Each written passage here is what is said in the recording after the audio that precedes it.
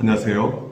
오늘 예레미야애가 1장 1절에서 7절까지 말씀으로 함께 은혜를 나누고자 합니다. 큐티 교재는 76페이지 11자 본문입니다. 오늘 본문을 가만히 보면 하나님은 어떤 분이시고 또 우리가 어떻게 해야 하는지가 잘 드러납니다. 오늘 말씀해 보니까 사실 하나님께서는 죄악을 지은 것에 대해서 반드시 응답하시고 그들의 심각한 죄악 때문에 반드시 이에 대해서 징벌하시는 분으로 묘사가 됩니다.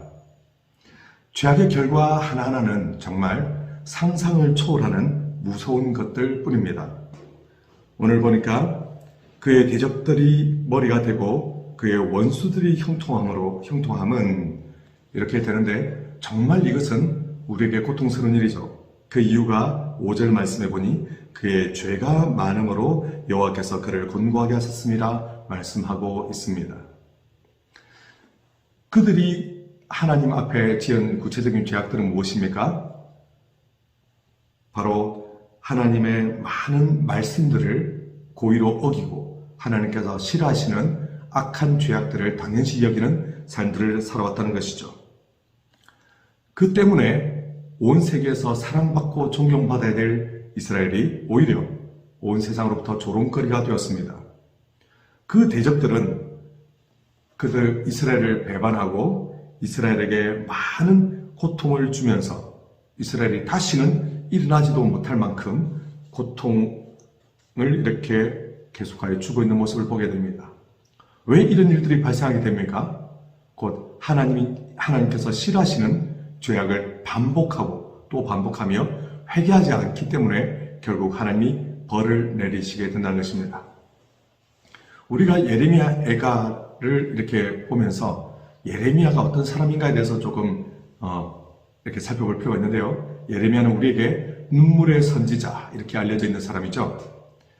그는 멸망을 이야기하면서 회개를 이스라엘 백성에게 촉구합니다.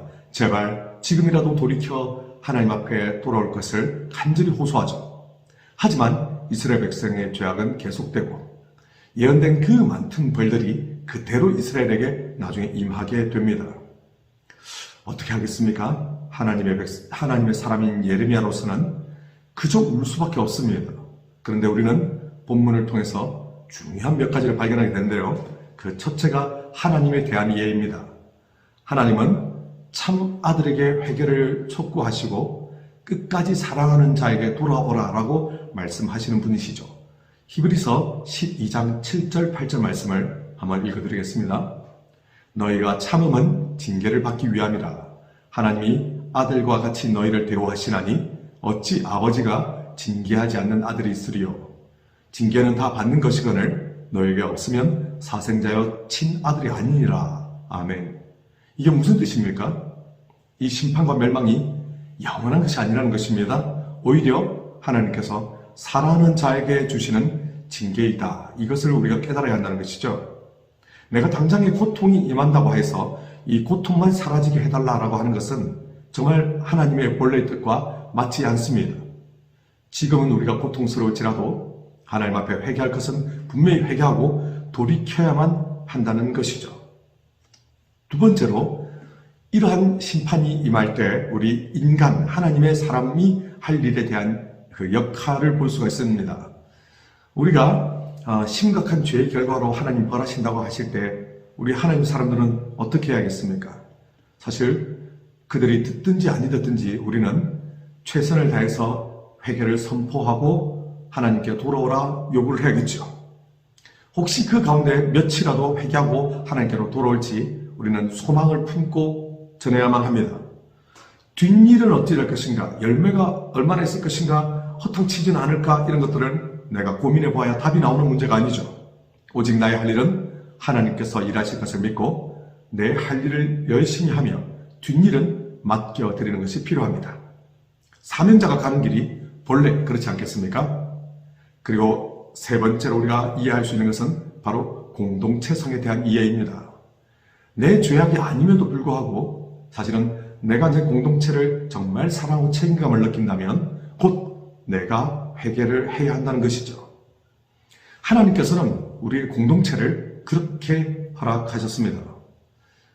본래 내가 먼저 공동체의 어떤 문제를 발견을 했다면, 다른 사람들의 죄악이 내 눈에 계속 들어온다면 내가 대신 해결을 하는 것이 필요합니다. 내가 대통령이거나 내가 목사이거나 그래서 전체를 위해 회개하는 것이 아닙니다. 내가 꼭 잘못해서 회개하는 것이 또 아닙니다. 내가 속한 공동체의 운명을 두고 하나님 앞에서 내가 책임감을 가지고 회개하는 것이 우리에게 필요하죠. 그렇게 될 때 하나님께서는 우리를 불쌍히 여기시게 될 겁니다. 반드시 회복시키시고 살아날 길을 보여주시게 될 것입니다. 저는 오늘 말씀을 보면서 사실 한국 교회가 코로나 기간 동안에 너무 문을 닫은 교회가 많지 않겠습니까? 사실 그런데 꼭 불쌍하다기보다는 사실은 본질인 하나님의 말씀과 또 영혼에 대한 사랑을 잃어버린 교회들을 너무 많이 봤기 때문에 각 그 교회들이 자연스럽게 그렇게 어려움을 겪는 것은 어쩌면 자연스러운 현상이다. 그들이 스스로 초래하였다라는 그런 좀 생각을 했더랬습니다. 그런데 가만 제가 하나님 앞에서 말씀으로 돌아보니, 아니 내가 한국 교회를 비판만 했지, 그런 잘 못하는 교회들을 내가 사실은 판단만 했지, 한국 교회의 죄악을, 그 잘못된 교회들의 문제를 정말 나의 죄악으로 인식하고 회개한 적이 몇 번이나 되었던가 돌아보게 되었습니다. 그래서 오늘 말씀을 보면서 내가 대신 울고 내가 대신 회개하자 결단을 하게 되었습니다. 비판하고 판단하는 대신 그들의 죄악과 허물조차도 나의 죄악으로 알고 회개하자 깨닫게 되었습니다. 예배에 무너진 것은 그 사람들이 아니라 바로 나 자신이며, 또 지금의 어려움은 사실 나의 죄 때문이다 고백해야겠다 생각하게 되었습니다. 주께서 그들을 변화시키지 않더라도 적어도 나를 변화시키시며 나의 회개를 보시고 그들의 죄악도 우리 함께 공동체 안에서 회개케 하실 것이다.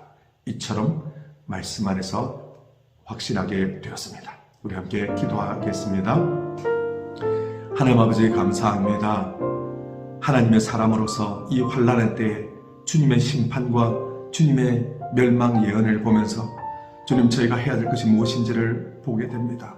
하나님, 저희가 먼저 회개하게 하시고 저희가 먼저 이 문제의 심각성을 깨닫고 하나님 앞에 돌아오게 하시고 하나님께서 저희에게 회복시키시고자 하시는 그 뜻을 따라 저희가 온전하게 하나님 앞에 먼저 나아가게 하소서. 하나님, 제가 어딜 가든지 무엇을 하든지 하나님 앞에 참된 예배자로 서게 하시되 그 어떤 사람보다 제가 먼저 하나님 앞에 예배자로 서며 하나님께서 회복시키시고자 하는 그 뜻 안에서 제가 먼저 주님 앞에 회개하고 돌아오게 하시며 그들의 고통까지도 주님 제가 품고 제가 회개하고 제가 먼저 그들을 위해 기도하는 그런 사람이 되게 하여 주시옵소서. 주께서 긍휼을 베풀어 주시길 간절히 소원하오며 예수님 이름으로 기도드리옵나이다. 아멘.